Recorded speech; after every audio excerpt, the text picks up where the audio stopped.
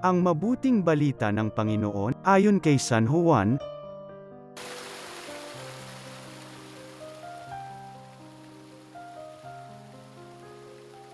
Taglamig na noon, kasalukuyang ipinagdiriwang sa Jerusalem ang pista ng pagtatalaga ng templo.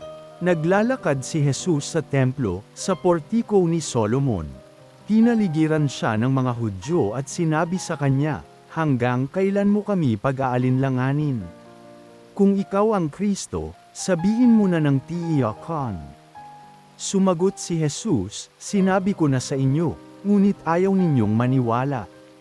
Ang mga ginagawa ko sa ngalan ng aking Ama ay nagpapatutuo tungkol sa akin. Ngunit ayaw ninyong maniwala, sapagkat hindi kayo kabilang sa aking mga tupa. Nakikinig sa akin ang aking mga tupa, nakikilala ko sila, at sumusunod sila sa akin. Binibigyan ko sila ng buhay na walang hanggan, at kailan may di sila mapapahamak, hindi sila maaagaw sa akin ninuman.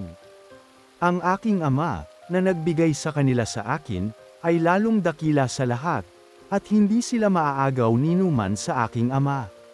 Ako at ang Ama ay iisa."